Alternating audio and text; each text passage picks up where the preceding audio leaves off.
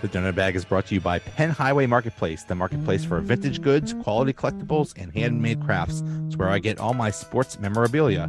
Go to facebook.com/Penn Highway. That's facebook.com/PENNHWY and mention I sent you.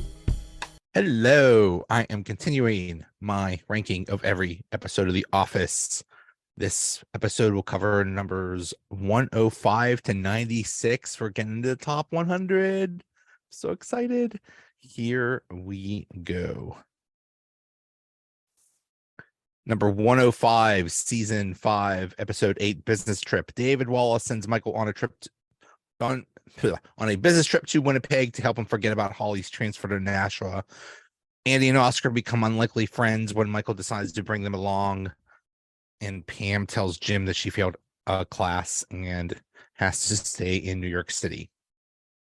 So the cold open is Michael is so excited that he's going to Canada, and he has a meeting about, he has the stupidest meetings. My goodness. He has a meeting about customs in other countries, and I forget the country that he mentioned, but he had Meredith role play and say whatever country she was from, women aren't allowed to show their face and she's a disgrace, so he throws a jacket on her face, and that was a cold open. Okay, whatever. Here's my question: where is Winnipeg? Where isn't Winnipeg, like in the middle of the country? Why is Dunder Mifflin doing business in Canada in the first place? Like, how is this a thing? I don't understand. Anyway, so the other story was Pam is in New York and she failed a class. Basically, she sucks at computers. And she tells Jim that she has to stay in New York for another 12 weeks. And Jim is supportive, but Pam is taking it really hard. And by the end of the episode, she comes back. Everybody in the office was really weird and creepy with Jim. Tells like, oh, she's only going to be a week and she'll be back, and everybody just being real creepy about it. So the other story was Ryan. Kelly was going out with Daryl, and Ryan tried to take Daryl from him, and so she convinces Kelly to dump Daryl. And when she sends a text to Daryl dumping him, basically his answer was, okay, cool. And when Ryan sees how cool Daryl was about it, Ryan realized he made a mistake. Okay, whatever. So Michael, Andy, and Oscar go to Winnipeg. Why do you bring your accountant to do business? Winnipeg is like near Minnesota. What is Dunder Mifflin doing in Winnipeg? That's what I want to know. So they get to Winnipeg, and Michael meets the concierge, who's just some lady at the hotel, and she tells them where to go, and they actually happen to go there, and he meets her and hooks up with her, and then he has to do the walk of shame. And Andy and Oscar get drunk, and Andy at this time is going out with Angela, but Angela is fooling around with Dwight. They get drunk. Andy reveals that they're not even close to having sex. Not even close. Oscar tells him to call Angela and say, what is wrong with you? Why won't you have sex with me? So he calls Angela and is just basically drunk rambling. And meanwhile, Dwight's there. Dwight says on the phone, who is it, monkey? So really bad. But what this was all about was in a previous episode, David had Holly transferred to Nashua because he found out that Michael and Holly were having a relationship. And at first I thought this was terrible of him to do, because how could you break them up? But really, he's the regional manager and she's HR. Like, how, they can't be, there's no scenario where they should be able to be going out. So at the end of the episode, Michael basically just rips David Wallace. He just tells him off. He says, like, it really sucks that you did that. I really miss her. Everything sucked about this. The plane sucked. The hotel sucked. Everything sucked about this trip. Which, I mean, no offense, winning a peg, but I don't think I think David Wallace mentioned that something that he had a hard time getting people to go there. So, yeah. Number 104, season 6, episode 8, Koi Pond. Michael is upset when he becomes the butt of all the office jokes after he falls in a koi pond. Andy and Pam go out together on some cold calls, and everybody mistakes them as a married couple. Yeah, this is part of the whole Michael and Jim co-manager disaster. I hated that story. The cold open was Jim was supposed to go meet a client by himself, but the client insisted on bringing Michael because he wasn't sure of how the whole setup worked. Okay, understandable, I guess. So they go to this thing, and there is a pond right in the middle. I mean, why would you do something like this? Why would you have like just a hole in the ground where people can fall into it? It's so stupid. But eventually they get the security footage and see that Jim didn't kind of push him in, but Jim definitely didn't help him. And so Michael gets all wet, and they are just making fun of him. And eventually they make fun of Jim because after they see the footage, and Dwight is, of course, egging him on, and he says, Jim is my enemy, but it turns out that Jim is also his own worst enemy, and the enemy of my enemy is my friend. So Jim is actually my friend, but because he's his own worst enemy, the enemy of my enemy is my enemy. So actually Jim is my enemy, but it's whatever. Number 103, season 6, episode 9, Double Date. Michael sparks more anger from Pam when he breaks up with her mom on her birthday after he finds out she's 58. Dwight unsuccessfully tries to get everyone in the office to owe him a favor.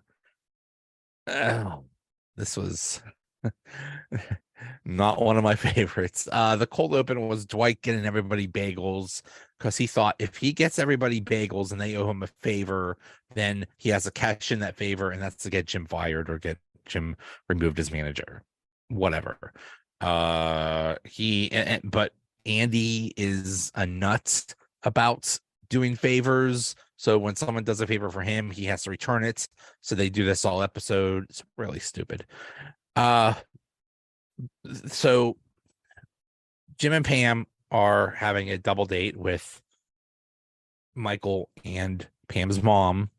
And by this time, Pam is actually okay with Michael going out with his mom because he's making her really happy and everything's fine.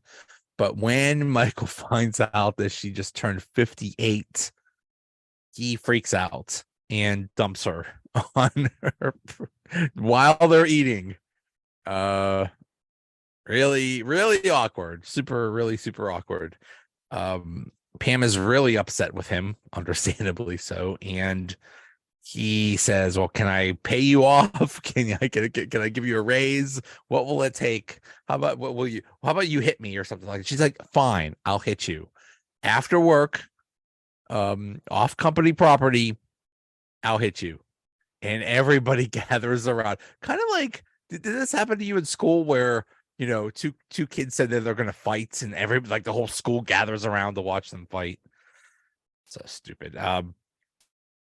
So this is my favorite scene was Toby finds out, approaches Pam about the hit, and you think as HR he's going to say, You shouldn't do this, or you're not allowed to do this, or something like that. And he says, just make sure it's off company property. And then he gives her boxing lessons on how to have the most effective punch. That's so funny. That's so funny. Finally, Toby gets one on Michael. That was really funny. So in the end, Pam is about to hit Michael, and he tells her he's really sorry, and they make up, and everything seems to be okay. But then Michael says, "But for the record, your mom came on to me first," and then she wallops him, and Jim says, "I told you. Do you feel better?" She's like, "No." He's like, "I told you we weren't going to feel better." Like, yeah, there you go. Number 102, season 6, episode 2, The Meeting. Michael plots to sabotage Jim's plans after Jim and David Wallace have a secret meeting without him. In the end, Jim is promoted to co-manager. And Dwight and Toby become suspicious of an injury Daryl supposedly got at work, and Pam tries to get RSVPs from the office for her wedding to Jim. The cold open was, oh my goodness. This is one of those things that does not age well. It probably didn't age well even when it happened. Michael brings Oscar in to ask advice on getting a colonoscopy, and he's basically asking gay butt stuff questions and how it's gonna feel, and should there be a safe word and stuff like that. Like, oh my goodness. Oh, Michael. So basically the entire episode is Michael is meeting with Jim, and I'm sorry, Jim is meeting with David Wallace, and Michael is freaking out trying to find out what they're talking about. And he at one point he has Andy sneak him in as a cheese cart. And that actually worked, but that was at the end of the meeting. So this was all about what they were going to do, because apparently Jim got another offer from another company or something like that. So they had to decide what to do. And David Wallace talks to Michael and says, how would Jim do as a manager? And basically Michael throws him under the bus. And I remember when this episode came out, I was so angry at Michael for this.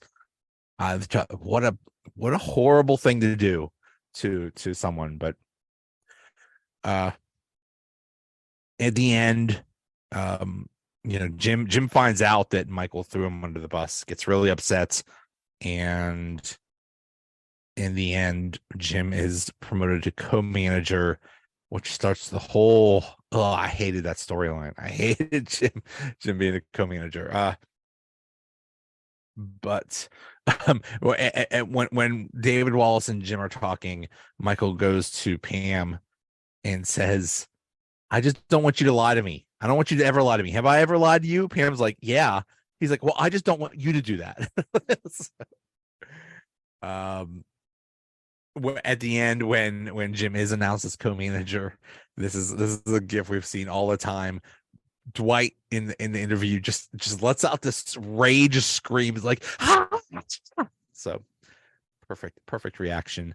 The whole thing with Dwight and Toby and Daryl said he got hurt climbing a ladder, and Dwight proves that was impossible, but they go to his house to see if he's actually getting around on a crutch, and they see him with dog food just carrying. It's like, aha, I see it. And Toby is yelling at Daryl, but that wasn't Daryl, that was Daryl's sister. And he's like, how can you confuse me and her? It's like, well, I mean, they look exactly alike. But in the end, they do prove that Daryl did lie. So they just decided to file all kinds of complaints against each other, whatever. And then the whole thing about Pam getting RSVPs for the wedding. Like, oh, who cares? That's what people do at a wedding. That's what people do. They either don't RSVP, they RSVP late, or they make up some stupid excuse to make things extra complicated, as if weddings aren't complicated enough. So I think that was what they were going for there.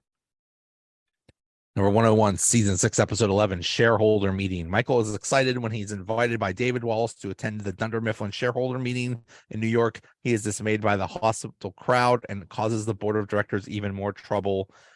And Jim is being undermined by Ryan, who refuses to do work. So Jim decides to make an example of him in front of the staff. The cold open is one of the greatest cold opens ever in The Office. It's Recyclops. Every year he comes and tries to teach him about recycling and doing good for the earth. But at some point, Recyclops was defeated by Pollutatron or something like that. And became evil and vowed to destroy the planet he once saved. Sounds like Iron Man. It's so silly. It just shows him every year getting more and more deranged. And yeah, it's really good. It's really good. Michael brings Andy, Oscar, and Dwight with him in a limo to New York. How much does it cost to go from a limo from Scranton to New York? Isn't that like a 2-hour drive? That could not be cheap. So the purpose of Michael being there is to show that the Dunder Mifflin, one of the highlights, one of the positive things going for Dunder Mifflin is that the Dunder Mifflin, the Scranton branch is doing so wonderful, and they're just a little. Michael was just supposed to give a little wave, and he wasn't sure whether to do a wave or a twirl or a spin or something like that. That's all he was supposed to do, and of course it does not go that way. The crowd is hostile. They're very angry because the shares are tanking. And when they do announce the Scranton branch is doing well, and he gives a wave and everything's fine. But then toward the end, they're like, okay, we're going to take a break. And Michael takes the mic and says, we're going to fix this. We're going to have a 45-day plan, 45 points, 45 days, and everything will be fixed by then. And everybody's cheering. And then he does a spin and his twirl and his dance and finger points and all the stuff. And just typical Michael. And the board is like, what the hell is wrong with you, man? Oscar, the whole episode, was complaining about the company. He was saying, this is what's wrong. And he's listing all these things that are wrong and how they could fix it. So when they're yelling at Michael about like, what's wrong with you? And Michael's like, well, let's come up with a plan. Come on. I know somebody. So he brings Oscar in. He's like, tell him your plan. And he just clams up. He doesn't say anything. Probably because he was afraid of losing his job, which I get it. But come on, Oscar. I think he, when you complain when it doesn't count, then when it does count, maybe say something. The board is the board members are yelling at him, and Michael says, I personally have won 17 Dundie Awards. He calls the guy a moron, and they're like, you're not getting a limo back. You're taking the bus home. And he runs with the other guys. They run in the limo before they get the word of that they can't have the limo. The whole thing about Jim and Ryan was just totally undermining Jim and telling people that Jim has no authority and no power and can't do anything. And so Jim asked him to do a simple thing, and Ryan just didn't feel like it. So Jim creates a closet, a cubicle in the closet, and says that's Ryan's new office. And Ryan's like, oh, I'm sorry, I'll do whatever you want. It's like, no, that's your new office. You won't be distracted anymore. So that was that. At the end, Dwight the whole time was trying to get in line to ask questions, and he finally gets his chance. He says, I've been waiting in line for so long. If this company was run how this line was, they're in big trouble. And everybody's cheering. And then he just goes on and on about how to improve the line. And everybody's like, well, what about the company? Number 100, season 6, episode 24, The Cover Up. Michael is enjoying his relationship with Donna, but when the staff sees signs that she's cheating on him, he grows paranoid and despondent and enlists Dwight to gather information. Meanwhile, Andy learns that some customers' printers are catching fire, so Daryl decides to prank Andy into thinking there's a cover up. The cold open was Jim and Pam learned Morse code to prank Dwight. And Dwight says, You're using Morse code against me. And Jim is like, come on, do you really think we're going to use our spare time to learn Morse code just to prank you? And they're like, yep, that's exactly what we did. That was pretty funny. So Michael is going out with Donna and everything's wonderful. He has meetings. He had a meeting to tell everybody about all the wonderful sex they're having. What is going on? Oh my goodness.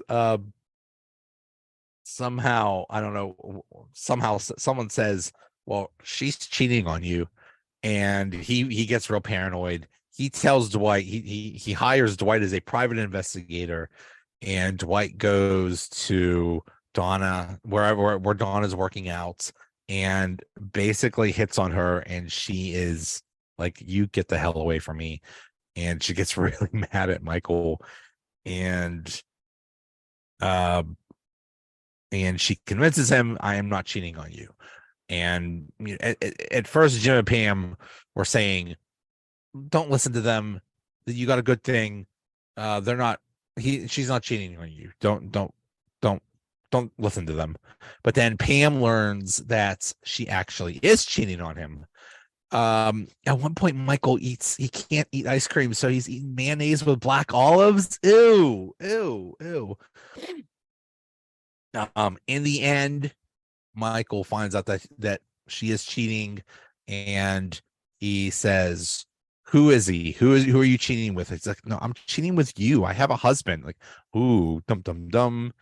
The thing about Andy, this is the whole saber printer catching on fire thing. Daryl was going to just prank Andy and egg him on and tell him, oh yeah, they're out to get you. Company's out to get you. And so he's just egging him on all episode as a prank. And then he tells Andy to make a video, and Andy is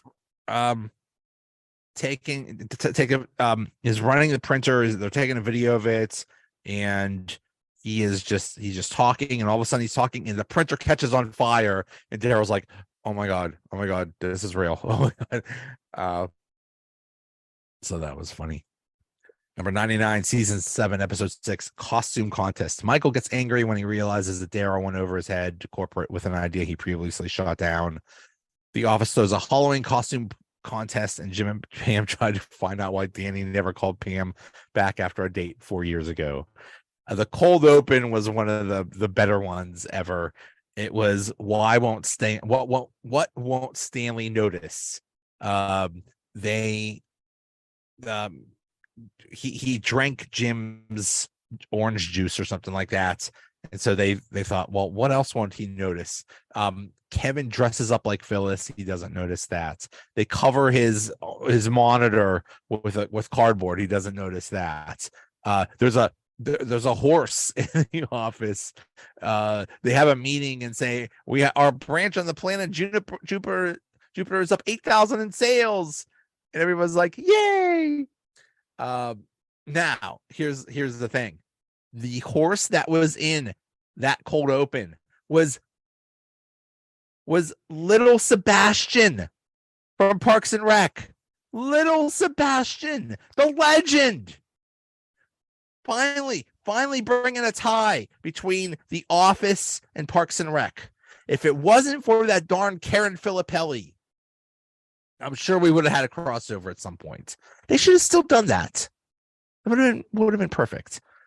But the main part of the episode was Daryl had an idea for the warehouse people to sell while they're making deliveries, and Michael shot that idea down, but somehow corporate came up with that idea, and he finds out that Daryl went over his head to corporate to communicate that idea.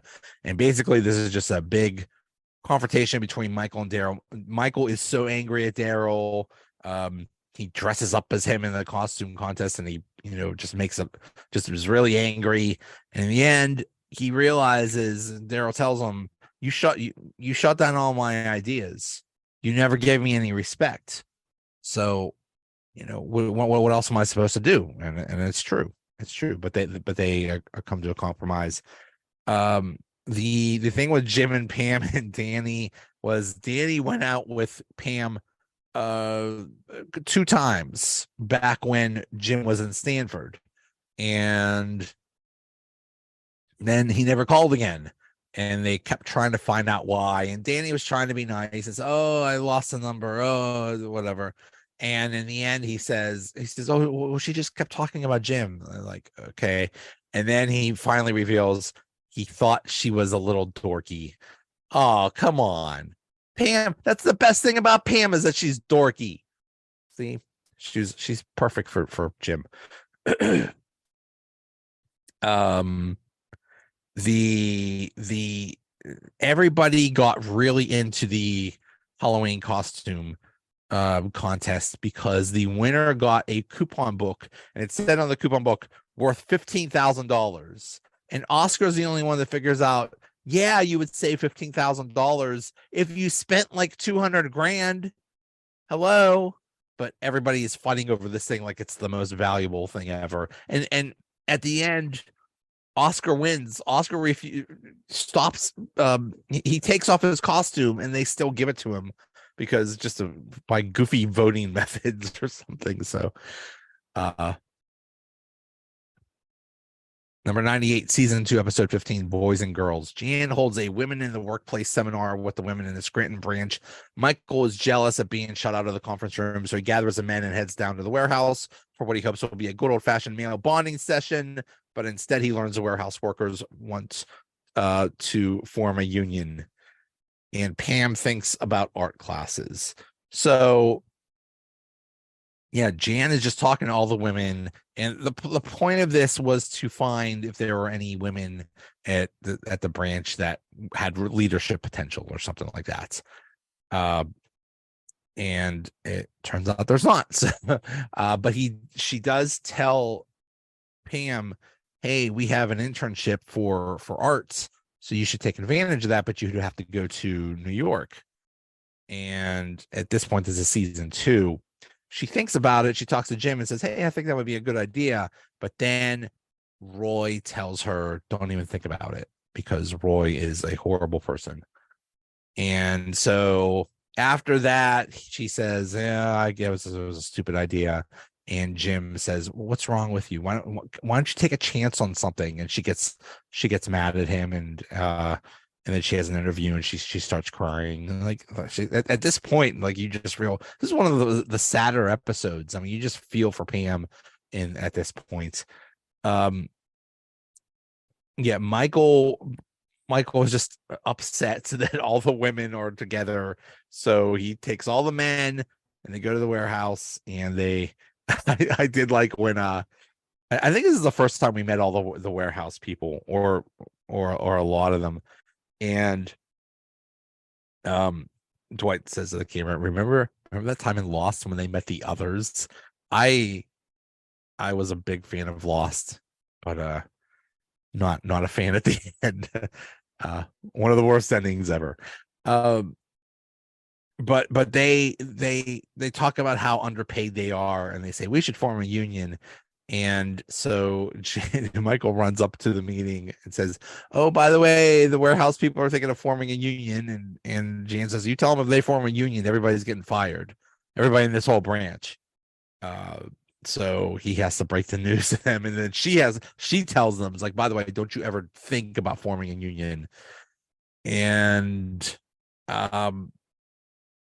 the at one point during this seminar, Jan says, "Well, guys use sports terms sometimes," and she's explaining what sports terms were. And I think it was Kelly said, "What about second base? Like, if Michael said he got to second base with you, does that mean you like closed the deal?" I think it was the previous episode was the one where they went to Chili's with that client, um and they end up making out at the end of the episode or something like that. So everybody was they were all talking about that. Number 97, season 2, episode 8, performance review. It's performance review time company wide, and Michael asks everybody for advice about his relationship with Jan. And it's Thursday, but Dwight thinks it's Friday, and Jim tricks him into believing it. The cold open, another awesome legendary cold open. This is the one with Dwight's exercise ball. He is going on and on about this exercise ball. He's saying that everything's better, sex is better, and Jim is saying, you're not having sex. And actually Dwight is like smirks at the camera because he's doing it with Angela. So Jim takes the scissors and just walks over and stabs the exercise ball. And when he does that, it like immediately collapses. And he did not expect that. And you could see Krasinski just laughing like crazy and running away. And that's actually the take they used. It was so funny. But basically every time Michael has a performance review, it's more like, what should I do with Jan? Because this is another thing of, what's going on in their relationship, or do they have a relationship? And Michael, in total Michael faction, just is relentless against Jan. Jan just wants to drop it. She does not want it talked about. She just wants it dropped. But Michael is just going over it over and over and over and over again. And finally she just loses it and just tells him that he's awful. he's dumb and all these things. She just really rips him one. He's also, Jan is there, and he insists on reviewing the suggestion box while they're doing the performance reviews. And Michael says, "Oh, they read from the box weekly." But actually they don't, because they had something about what should we do about Y2K, something about the employee that committed suicide that was from a few years ago. So yeah, not a good look. Season 2, episode 5, Halloween. It's Halloween and most of the office dresses up, and Michael has to find someone to fire. Also, Jim and Pam prank Dwight by applying to various jobs on his behalf. So the entire episode is it's the end of the month, and Michael has to fire somebody, and everybody's in costume, so it's kind of silly to fire somebody while they're wearing a costume, and he doesn't know who it is, and he keeps going back and forth, and he finally decides it's either Creed or Devin, and eventually he decides it's Devin. But in real life, this actually was a question between Creed and Devin. They were both, they didn't really have much to much of a part by this point of the series, and they weren't sure. They were going to let one of them go. They were going to drop one of them. They found out that Devin was actually going to be in a play, so he was going to leave the show anyway. So it came down to Creed. But Creed at this point really didn't have that much speaking time, and he kind of like he wasn't supposed to speak in season 1, but he did, and so he got like speaking role credits or something like that. But Creed has a scene with Michael, Steve Carell, and I'm not sure if it was totally improvised. No, it wasn't improvised, but like Creed knew like this was going to make his career, so he is preparing like crazy for the scene. He memorized it, and then on the day of the shoot they changed the thing, so he's freaking out. But he does a scene with Michael, and he nails it. It's so good. It's so funny. That basically made Creed's career in The Office. So that was really cool. Um, the thing about Jim and Pam pranking Dwight by applying to jobs, they create a resume for him, and there's this job in Maryland that is amazing, and Creed basically, I mean, I'm Dwight basically Dwights it all away, and because he's weird and talks about his karate resume or something like that. But Pam tells Jim, "Hey, you're good. You should apply for that job." And he's like, "Yeah, whatever." He's like, "Yeah, you should. I mean, it's worth, a lot of money." And he gets insulted that basically she's saying, "Why don't you get out? You should leave." And but Jim, come on. You'd be doubling your money. And what are you staying for? You're staying for because you have a crush on the receptionist that is engaged to someone else? Like, come on, man. Um, in the end, Michael gets rid of Devin, and Devin just freaks out and says they were supposed to have a Halloween party or something like that, but Devin says, "Hey, let's all go drinking. Everybody except for Michael, Dwight, Angela, and Creed." So they all leave. Devin throws a pumpkin on Michael's car and stuff like that. So Michael feels absolutely terrible about firing someone. And I mean, it's hard firing people, but especially Michael, because he thinks of everybody as family. So he's at home, and it's Halloween, and these little kids come and show and say trick or treat, and he is so nice to them, and he's saying, it's like, "Oh, what's your costume?" And he gives them candy and stuff, and he shows what a how nice he is with the kids. And I think that's something they tried to show to differentiate between him and the British office, is they tried to show a human side. It's like, yes, Michael's a horrible person. He's terrible and awkward and and does horrible things, but he also is a good guy too. So I think this is what they tried to show here. And that's it. All right. Thank you for watching and listening. It is so much fun watching these episodes, and now we're in the top 100. So let's keep this going. Thanks for watching. Talk to you later.